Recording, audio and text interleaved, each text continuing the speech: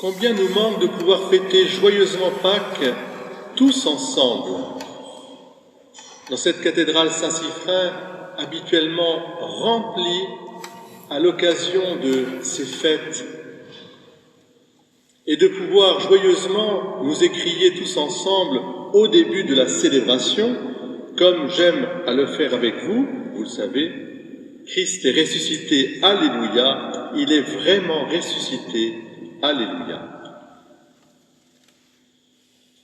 Mais je vous souhaite de tout cœur, au nom du Dieu Tout-Puissant, Père, Fils et Saint-Esprit, au-delà des rues, des quartiers, des murs, et même au-delà des kilomètres, parce qu'il y a une paroisse invisible aussi, qui est de cœur, je vous souhaite à tous vraiment joyeuse fête de Pâques. Pâques, Péchard, le passage, accomplir un passage, une marche, on pourrait dire même une course, pour qu'à travers le visible, nous puissions voir l'invisible qui est beaucoup plus présent à nous que ce que nous voyons immédiatement.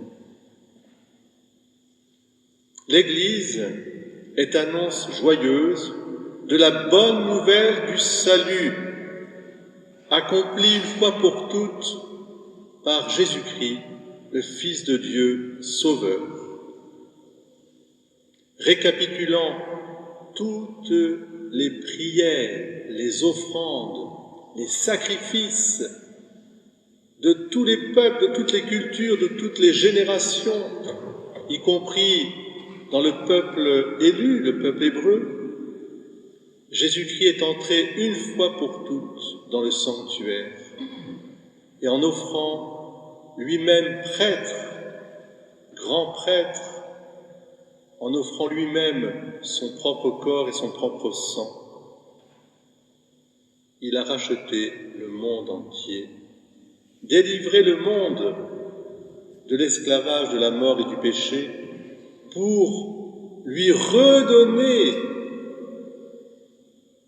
l'esprit de communion. Un esprit au fond de notre cœur qui nous fait tous pouvoir appeler Dieu Abba, Père, dans la puissance de la résurrection. L'Église, elle annonce toujours cette merveille du salut, offert à tout le monde, sans exception. Elle l'annonce parce qu'elle est l'évangile de la joie du Christ mort et ressuscité. Elle est ces cloches aussi qui résonnent pour rassembler dans une action de grâce commune tous ces croyants. Elle est ces cierges, et ce cierge pascal en particulier qui brille de la cire virginale des abeilles. Elle est le cantique toujours nouveau des noces de l'agneau. Amen, Alléluia. C'est vrai, Dieu a bien fait toutes choses. Il soit loué pour toujours. Amen, Alléluia. L'Église est la bénédiction qui sacralise les personnes et les choses, et même les œufs en chocolat que nous allons bénir pour que vous puissiez garder la foi sans crise de foi, comme je dis. Elle est cette bénédiction qui nous rend, nous aussi, des bénis de notre Père du ciel. Petit à petit, nous apercevons que, au-delà de tout jugement, il faut passer de l'autre côté, ce passage, cette Pâque, pour être des bénissants. L'Église, épouse du Christ, n'est heureuse qu'en famille, qu'en banquet partagé, comme l'humanité n'est vraiment heureuse qu'en famille, dans le respect et la joie de la richesse de chacun, de chaque peuple, de son histoire, de sa culture, de sa créativité, de sa prospérité. Joyeuse Pâques, à l'Église notre Mère, répandue aux quatre coins du monde. Joyeuse Pâques aussi à tous les croyants qui se réjouissent avec nous d'entendre ces cloches sonner, spécialement aux persécutés, à nos frères et sœurs de la rue, au personnel soignant en activité ce dimanche. La liturgie d'aujourd'hui nous fait, dans l'Évangile, nous fait courir avec Pierre et Jean, ce disciple que Jésus aimait. Nous courons ensemble, non pas au tombeau vide. Ça, c'était en l'an 33. Mais aujourd'hui, nous ne courons pas dans les tombeaux vides. Mais nous courons au cœur à cœur avec Jésus, miséricorde, qui nous envoie annoncer lui-même: le Christ est ressuscité, alléluia. Désormais, la vie de tout être humain, la vie même de la création tout entière, prend tout son sens. Elle est chemin de vie, une course ordonnée, harmonisée, rythmée, d'année en année.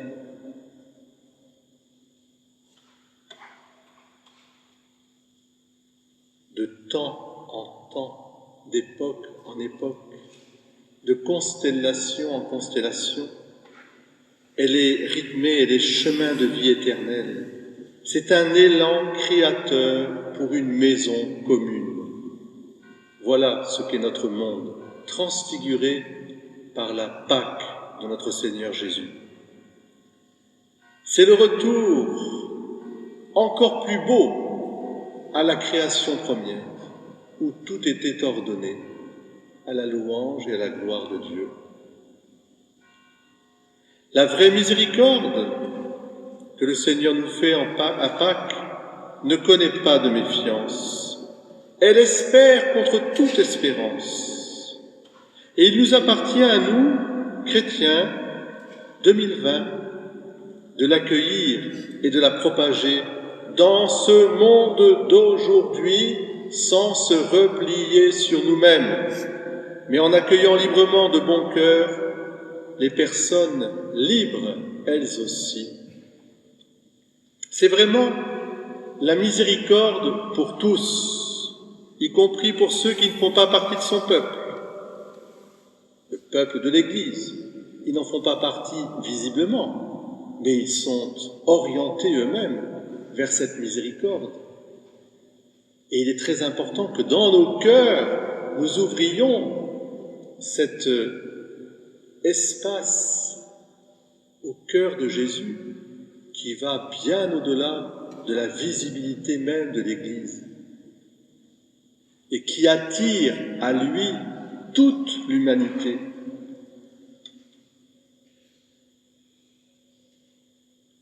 Cela est très important pour notre monde d'aujourd'hui, qui en a tant besoin. En célébrant cette Eucharistie, nous demanderons au Seigneur qu'il nous rende accueillants à ce don qu'il nous fait de sa résurrection. Voici que je suis avec vous jusqu'à la fin des temps. Qu'il fasse de nous des vrais témoins de sa miséricorde offerte à tous, même à ceux qui ont commis le pire. Dans les lectures du jour, Pierre et Paul, qui savaient qu'ils avaient été de grands pécheurs, pardonnés, nous invitent à revêtir notre vie de tous les jours de la joie pascale qui recouvre tout mal, qui fait chercher les réalités d'en haut à travers les réalités d'en bas pour former ensemble par la grâce divine ce pain nouveau, ce pain eucharistique, pétri de droiture et de vérité, ce pain non fermenté, ce pain azime. La résurrection que nous sommes invités à proclamer doit se voir d'abord sur nos visages, dans nos paroles et dans nos actes. Elle est quotidienne, cette résurrection, comme si nous regardons un peu plus près la nature, nous voyons quotidiennement les miracles de la vie s'opérer.